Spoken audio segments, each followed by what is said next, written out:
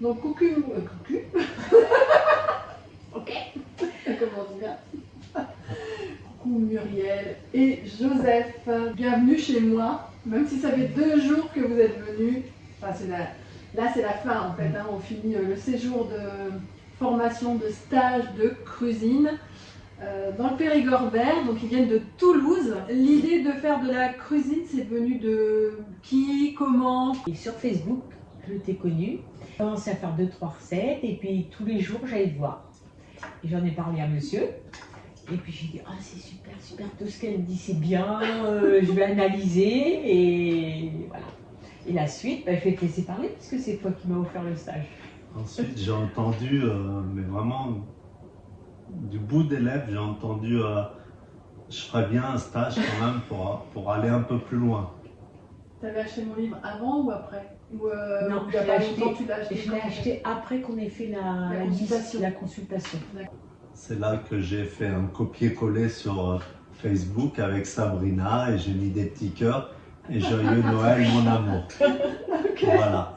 C'est un cadeau de Noël. C'était un bon pour, voilà, pour 2 jours. Enfin, je ne savais pas encore. Ouais. Je ne savais pas. On a discuté discrètement pour pas que Muriel elle sache quoi que ce soit, tous les deux, voilà, pour que tu puisses lui faire un cadeau. Il a bien caché le... Je n'ai rien su. Est-ce que tu t'attendais à ça? Parce que toi, tu n'es pas vraiment dans la cuisine. Tu as découvert avec Muriel, vous avez commencé à faire de la cuisine, tu as apprécié, tu as vu le changement sur ta femme. Tu t'es dit, je vais l'accompagner à ce stage. C'est pas tout à fait le process. Ouais. Le déclencheur, ça a été l'entretien visio que tu as proposé de 2 heures. En naturopathie. Voilà.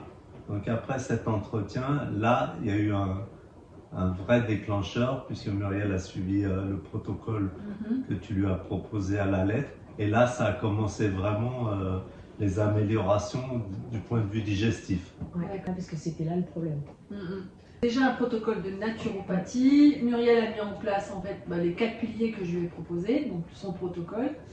Et toi, tu as suivi un petit peu aussi l'alimentation. Voilà, par ruissellement. Ouais. Par ruissellement, j'en suis venu à manger comme Muriel.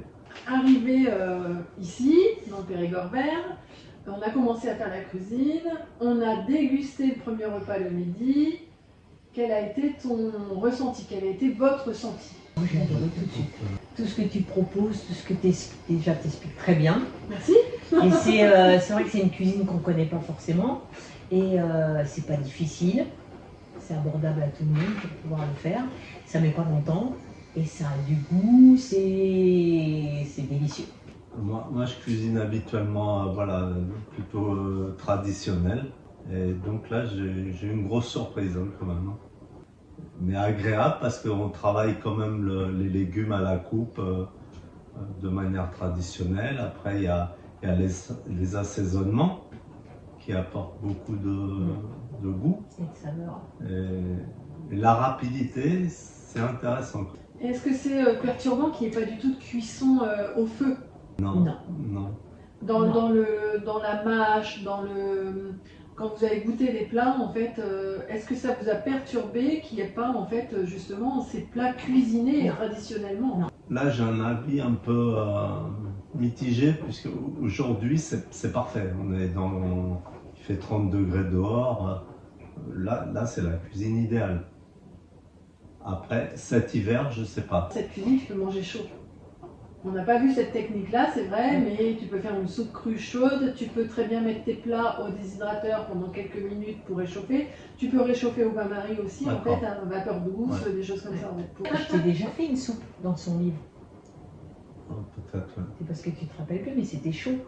Bon, c'est ta crainte comme beaucoup, en fait, ont cette crainte-là de manger froid, entre guillemets, l'hiver, ou de ne pas avoir assez d'idées l'hiver pour manger aussi, parce que là, c'est vrai qu'on arrive dans une période où on a beaucoup de légumes, on a vraiment un choix idéal.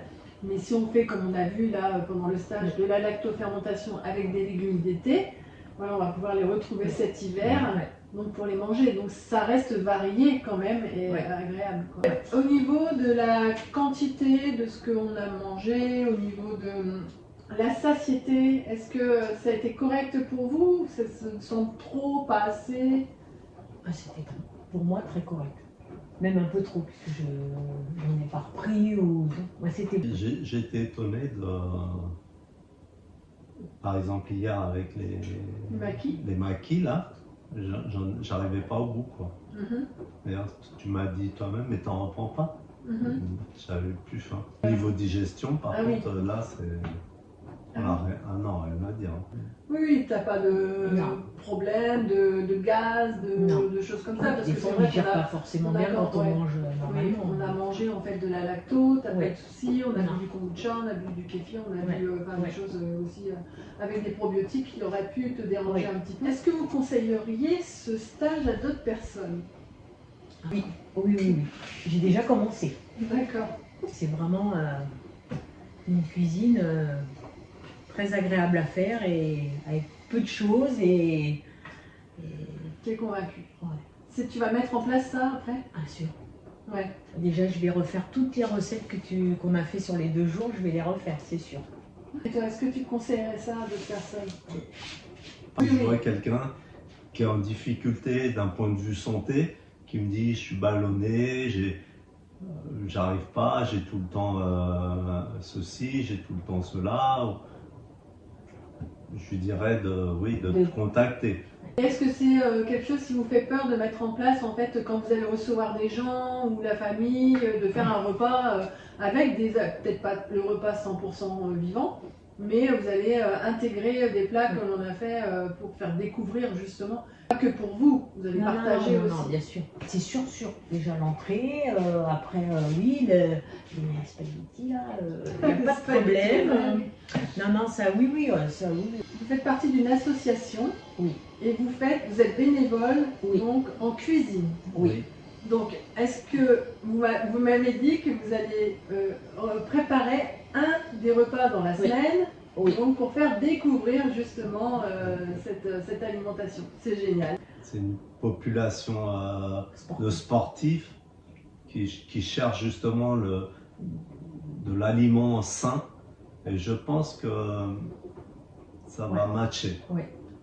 Par rapport à notre voisinage, notre cercle, je pense aussi qu'ils vont découvrir, puisque je pense que chez nous, on met en marche, c'est une révolution quand même.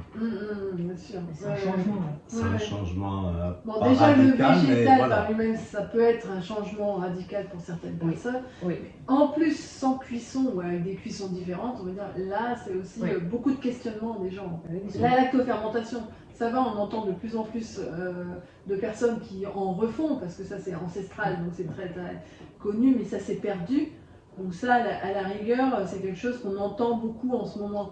Mais la raw food, le crudivorisme, en fait, là, on entend moins ça.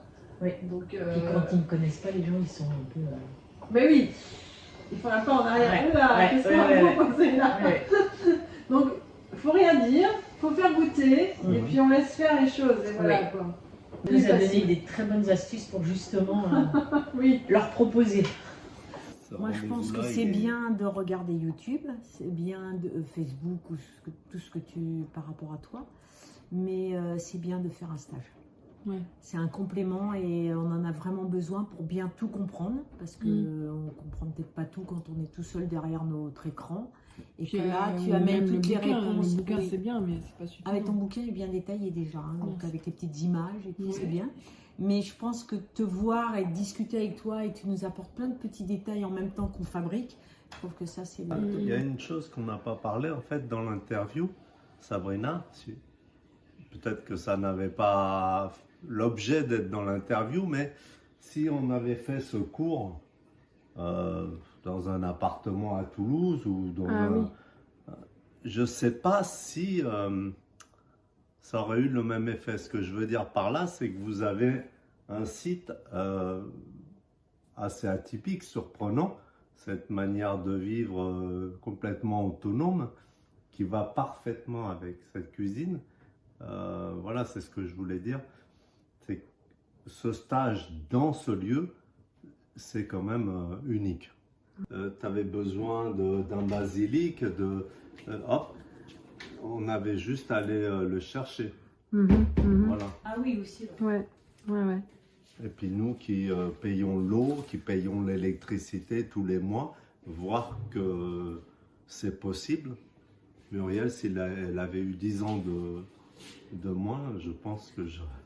Et toi aussi. Et moi aussi, bien sûr. Vous seriez lancé dans... J'aurais été... Mais c'est possible à tout âge. Parce que tu vas avoir la vitalité que tu vas retrouver. Ah. Ben oui, tu vas rajeunir de 10 ans au moins. Ça m'a fait vraiment plaisir de vous recevoir. C'était vraiment un bel échange. Merci à toi de nous avoir une belle rencontre. Bah, c'est super. Ça fait toujours un petit peu bizarre de recevoir des gens qui me suivent sur les réseaux, de moi les voir en vrai parce que eux me voient. C'est vrai. C'est pas toujours évident parce que je suis timide quand même. On est tous un petit peu. Hein, quand même. Alors, on viendra peut-être faire un stage avec plaisir. Hein.